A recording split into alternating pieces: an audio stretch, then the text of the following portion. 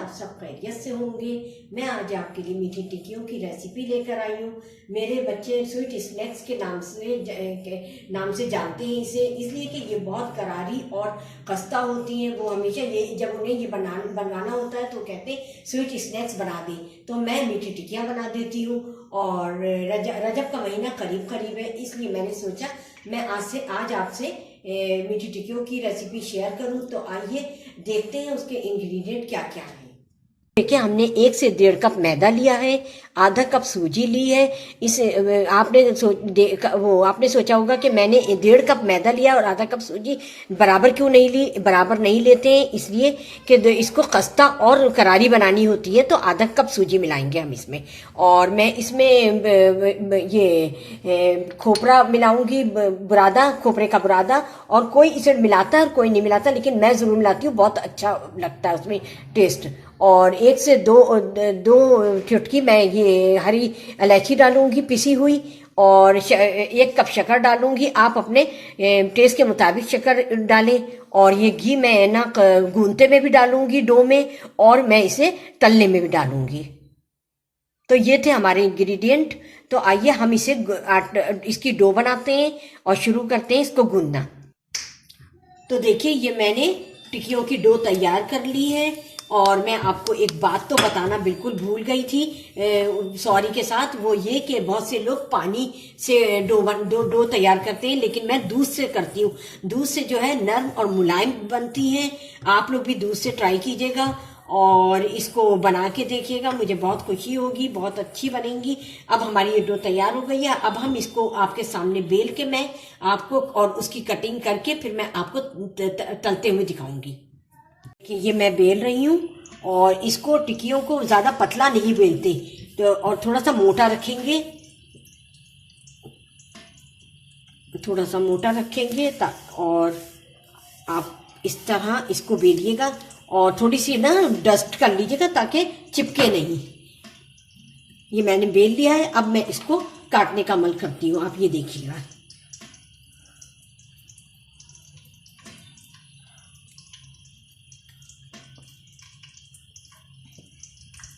किसी भी सांचे से, किसी भी उससे आप इसको काट लें, या कोई उसका कैप ले लें बोतल का, किसी चीज़ से भी काट लें।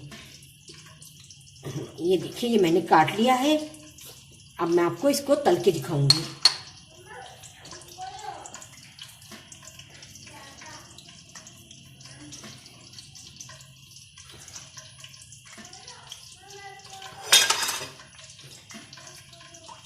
ये देखिए,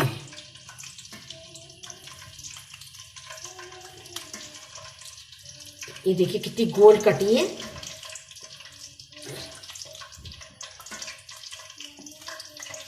और जो ये कटिंग है जो बच रही है, इसको हम ज़ाय नहीं करेंगे, ये हम उसी में मिला के इसको दोबारा वो बना के पेड़ा, और इसको फिर कटिंग करेंगे। मैंने ये सब बना लिए और कटिंग कर ली है इसकी, और ये इसको गोल शेप में मैंने सब तैयार कर लिए हैं।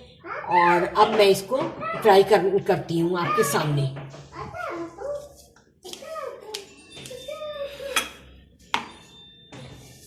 तो मैंने ये प्री हीट कर लिया है, इसमें घी डाल दिया है, ये प्री हीट हो गया है।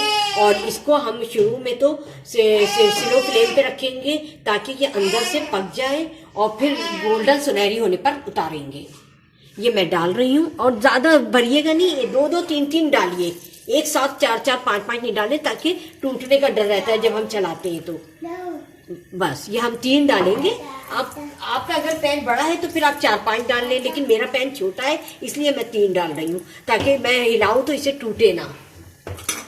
और आप लोग भी एंजॉय करते होंगे, रजब में जाते होंगे रिश्तेदारों के, हम भी बात जाते थे और उनका हाथ भी बटाते थे। हमारे घर तो नहीं होती थी, लेकिन हमारे जान पहचान के हमारे रिश्तेदारों में कुंडे होते थे, हम भी एंजॉय करते थे, और हमने उनके साथ बनाई भी है। तो मुझे देख देख कर उससे जब भी आ गई थी, लेकिन अब मैं परफेक्ट हो गई हूँ। हमारी टिक्कियाँ जो है वो बाकी डन हो गई हैं। अब आखिरी की 3 रह गई हैं, वो मैं आपके सामने डाल रही हूँ। और ये सबसे छोटी जो है, ये आप देख रहे होंगे, ये मेरे पोते के लिए मैंने बनाई है।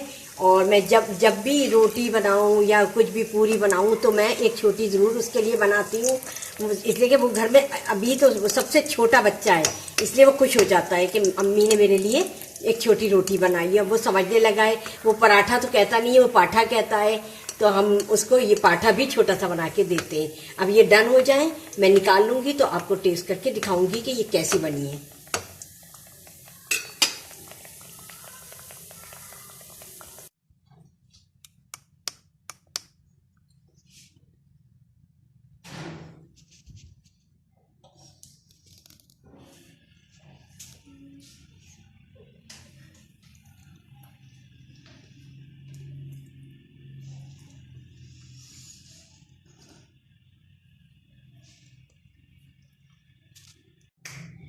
तो देखें, ये मैंने तैयार कर ली हैं और ये बिल्कुल इस वक्त तैयार हैं, और मैं ये कह रही हैं हमें खाओ, तो मैं आपको इसको खा कर दिखाऊंगी और बाद में खाने के बाद मैं आपको बताऊंगी कि ये कैसी बनी है। आइए तो हम इसको आपके सामने तोड़ के दिखाती हूँ। देखें, ये अंदर से देखें कितनी खस्ता और करारी है। और अब मैं इसको खा के आपको दिखाती हूँ। इसका बाइट लेती हूँ, फिर मैं आपको बताऊंगी। बिस्मिल्लाहिर्रहमानिर्रहीम।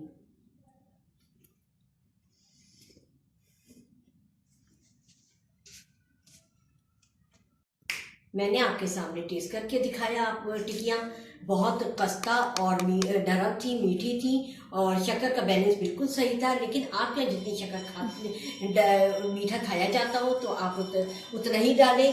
और मैं जब यंग थी तो मैं भी इस बात का ख्याल नहीं करती थी, कभी सूजी ज़्यादा हो जाती थी, कभी कम हो जाती थी, कभी मैदा ज़्यादा हो जाता था, कभी कम हो जाता था। लेकिन मेरी वालदा ने मुझे इसको कहा कि तुम इसका बैलेंस सही रखोगी तो हमेशा चीज़ अच्छी बनेगी। आप लोग भी सूजी, खास तौर पे सूजी का ख्याल रखिएगा। सूजी अगर ज़्यादा हो गई तो ये फिर टूट जाएंगी और सही नहीं बनेंगी।